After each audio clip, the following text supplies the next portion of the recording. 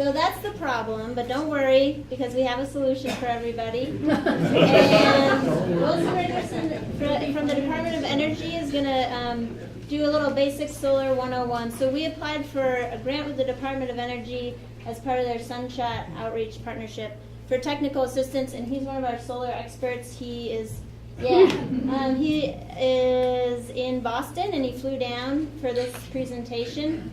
And also his parents live in Hendersonville, and he agrees with all of us that this is one of the best places in the world. So welcome. Big advantage. There's no finer introduction. My parents spent a long time telling me to be quiet over time. This is one of those times where I get to be pretty loud on purpose. Can you guys hear me in the back okay? Hey. All right. I'm also going to try to set myself a shut-up timer here to keep myself on target. But the issues that Matt raised are actually very daunting. You know, climate is a very daunting problem. Energy security is a real issue. And sometimes actually it's easy to get down about them. But I recently dug back into, I started working in solar in 2000. I dug back into the projections from the World Bank, the International Energy Agency, and even Greenpeace to see what they would say about the distant year of 2010. And every single one of them was completely wrong. And all on the downside. They dramatically underestimated the amount of wind and solar and biomass that we would have installed globally. They were off by a factor of 10 about China. Greenpeace was even wrong. They were just putting a number out there. It's like, we can be this crazy. And they were conservative between 2000 and 2010. So as we're thinking about possible futures and futures we want, let's try to get out there and grab it. But at the same time, there's a lot of stuff out there that's happening that is combining in very positive ways to move things a lot faster than we think. And it's great to see that momentum coming here to North Carolina. It gives me an excuse to come home, which is great. I'm going to try to talk through some of the, well, first of all, welcome to the solar party, to those of you just joining. You all need to learn all the jargon that goes along with it, just like every great sport or niche market. So we'll try to bring you up to speed as quickly as we can. But as they mentioned, I'm with the Sunshot Solar Outreach Partnership with funding from the Department of Energy. And for my first trick, I'm going to try to operate this thing. As Katie mentioned, we do a lot of outreach and training opportunities. We're often a phone call away from cities and towns that want help, or when we get a crowd this big together, we're happy to get on a plane away as well.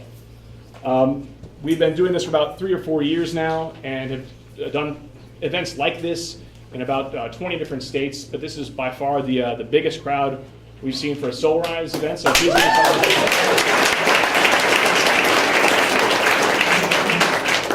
So the good thing about solar power is that there is a ton of it. It is an unimaginably vast resource.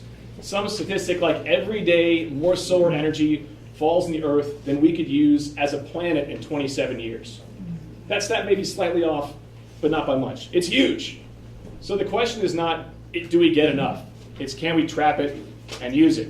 So jargon number one is know your solar technologies. So there's a couple of them out there. First, you can harness solar in large mirrors to generate heat, which creates steam and shoots through a turbine to generate power. We're not talking about that here. You need sort of big deserts and flat spaces, not so much the mountains of western North Carolina. Also a little light on the deserts here. Secondly, there is solar hot water, another very cool technology. That is sunlight falling on a tube or a box, heating the water in it, and delivering heated water to your house. It's direct solar heat. It looks sometimes a lot like the one we are talking about, which is solar photovoltaics. Photo from light and volta from electricity. So this is sunlight going directly into electricity. And that's what the Solarize programs are. It's trying to get folks together to get that stuff on your houses. All right. Now, about these solar cells. First, the foundation is the cell itself, which is just these little squares. You're basically taking a semiconductor that you've baked in a gigantic oven, slicing it into little wafers, smashing those together, or I should say lightly and delicately putting them together to make a cell. Those cells form together to form a panel or module, which is sort of one unit. And then those guys get together and form arrays. So when you're out on the street and you see each other, after you've got your solar systems up, you can point at each other and say, how's your array doing? Full of those modules, full of those cells. And you'll be very cool. Another basic terminology is capacity, or a kilowatt. Basically, a panel will have a wattage rating. Let's say 200 watts for the panel. And 5 of those panels together will be 1 kilowatt. But what does a kilowatt mean? It doesn't really mean much until sunlight gets to it. It just expresses the amount of energy it could produce if you shoveled fuel into it. So it's not until you add sunlight that electrons start coming out and you get kilowatt hours. Every hour that sunlight strikes 1 kilowatt of electricity, you get a kilowatt hour. So it took me as a film major, the kilowatt and kilowatt hour distinction took me a couple years. Hopefully you guys are there yet. The next fun, interesting fact about all this jargon is, so how many kilowatts does it, what matters for a kilowatt? Well, it depends on what size your building is, right? At around 5 kilowatts, we're talking household. 50 to 500, commercial buildings, offices. When you get to industrial factories, large warehouses, you can maybe stick a megawatt up there, which is 1,000 kilowatts. And those are big. And then if you get these large utilities, we call it utility scale, sort of big fields on the ground, like any other kind of power plant, not mounted on a building, that's the utility scale.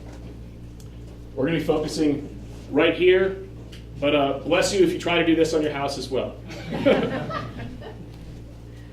All right, so why are we talking about this so much these days? Why the opportunity, and why are so many of you all in the room?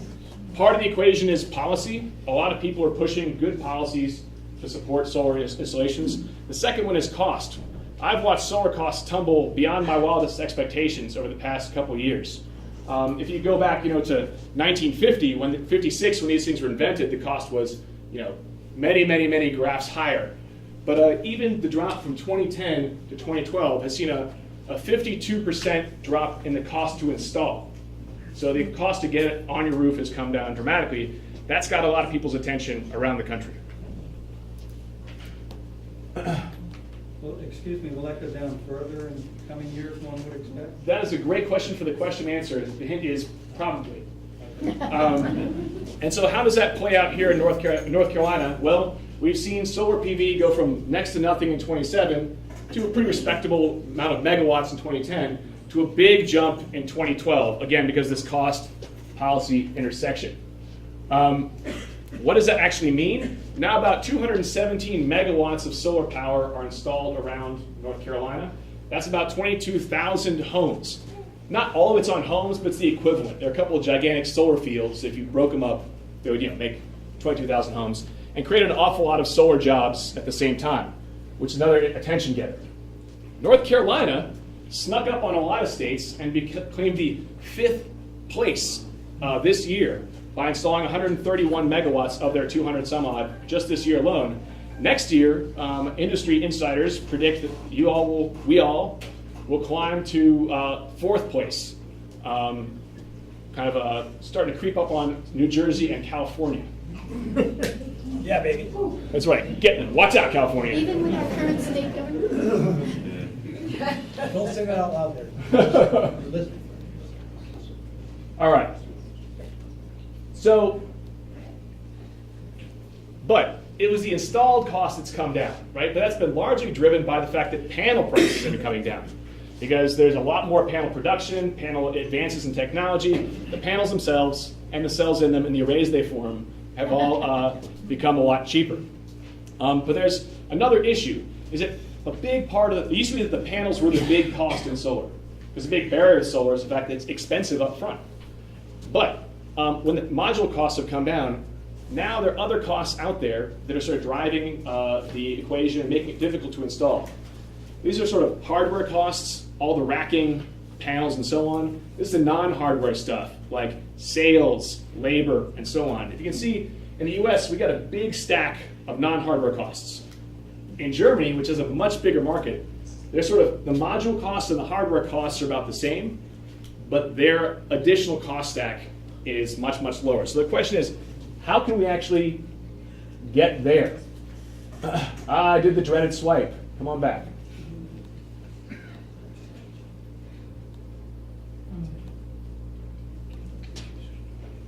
All right, so this is now a view of the non-hardware costs. The biggest chunk, or one of the biggest chunks, is customer acquisition. That means all you beautiful people in this room. Unlike Home Depot, where people just walk in and pick up the light bulbs and the screws and the widgets they need, solar installers have to call all of you individually and say, would you like to buy this thing you may or may not have heard about? Ever. Ever. And it does these really weird things that previously you just flicked a light switch and the utility gave it to you. Do you want to pay a lot of money for that? It's a hard sale, even though it's really, really cool. And so making those calls and working at marketing is a big cost for small businesses and large businesses. So if there's a way we can reduce that, we can actually lower that cost even further. Now that the technologists have sort of done their job in the labs, what can we do about these other costs out there? Which is where Solarize comes in. Hooray! Solarize to the rescue. What is Solarize exactly? It's a pretty simple concept. It's instead of having to do individual phone calls at a time, it's get whole neighborhoods, whole communities together, and get them to sort of Groupon or Sam's together and buy in bulk so that the cost comes down. Another key part too is that you buy, the more people sign up, the cheaper and cheaper it gets. And it's been tried in Washington and Oregon and Massachusetts and Connecticut and New York, and it's sort of spreading around. And there are plenty of mistakes that others have made and plenty of good practices that are out there that Katie and team have been able to pull together to make a pretty, I think, very solid program to offer to you all today. So what are the advantages that Solarize gets out? I sort of call these the 3 C's: cost, complexity, or confusion. And this one I usually just call couch. As in, it's a high upfront cost. How do we get that down? Well, everyone buys together. This stuff's really confusing. What do? We try to learn about it together. Nerds like me talk, but also you educate each other as you go through the process. And also, the couch is extremely comfortable. Why would I ever leave it? Which I often feel. And that is because it was a time-limited act now. It's a time-limited offer. All right. So the process is pretty simple, actually. First, we select an installer. That's already been done. You'll be hearing from them tonight. Secondly, there's marketing and workshops. That's what we're all experiencing right now. There's then enrollment, which if you're lucky, you will remember to do right after this is over, because their enrollment agents are standing by. There's then a site assessment where the good people of Sundance will look at your site and tell you if you can invest, if it makes sense, and what tricky stuff there might be. And then finally, you say yes if you want to, and the installation goes ahead. All right. So a couple other questions I was going to throw in, and I think I got my slides a bit out of order here, but that's all right. We'll get by. First, what is sort of a reasonable energy use to expect? Typically in North Carolina, you all use about 5 kilowatts, 6,500 kilowatt hours a year, which is actually about the amount that a 5 kilowatt system puts out, which is about the amount that you all can fit on your roofs generally down here. So it's a very nice match. There's something called net metering. Has anyone ever heard of net metering? Awesome. Okay, for those of you who haven't, the question is, great, I've filled my roof full of solar. It's generating 100% of my power, but sometimes I'm not home. What happens then? All the lights are out. There's a policy in North Carolina that if I'm not home and the power's pumping out of my PV system, it's a beautiful sunny day, then my meter starts to spin backwards, basically. I start getting credit for the power I'm putting back onto the grid. And then when I buy back, they charge me again. But when the sun comes out, it rolls back again. So net metering, in a way, allows the grid to act as your battery. A lot of people ask, do I need to put a battery on my house? The answer is no. You can use the grid when you need to. You can sell back when you need to. And it all hopefully balances out. Another question we might get later tonight is what actually makes a good site? Generally, you want to be facing south towards the sun, since we're in the northern hemisphere. A long time ago, I saw some systems that were on the north side, and those didn't do anything. They were beautiful sculpture, but actually didn't put out any power. So you want to be generally south. All the way west and all the way east is still okay. You're going to lose a little bit, but generally you're still going to produce power. It's great if the roof is slanted too, because you actually want it, the perfect tilt for solar is at the latitude that you're at. So I'm at 45 latitude, I want my solar at a 45-degree angle. If I'm at the North Pole, I want my solar panel straight up and down at 0, and so on. If I'm at the equator, I want it flat. Anyway, so right here, a good roof pitch is a pretty good slant to have it at. If you have a flat roof, that's fine. They can put in racking, and Sundance can tell you all about that more as well. All right, that's good there. The next question is, okay, so we signed up 300 people, and it turns out that I don't have a perfect roof, while the other 299 do. There are ways in the Solarize concept where you can kind of get back in. Shut up. Who did this? You did. Dang it. Anyway, there are ways, and I'm not sure which one Sundance picked, but they can tell you about this too, but they might say, yes, you can do it. If we have to reinforce your rafters, it might cost a bit more than the group is getting, but we're going to acknowledge what that costs ahead of time. It's not going to be a sort of hidden charge in there. Or if you need an electrical upgrade, or if you have a metal roof, a steep roof, some things that cost more, you can kind of know the risks ahead of time if you don't have the perfect solar roof. All right? And I think that's it for me at this point. Good I'm sitting job. down.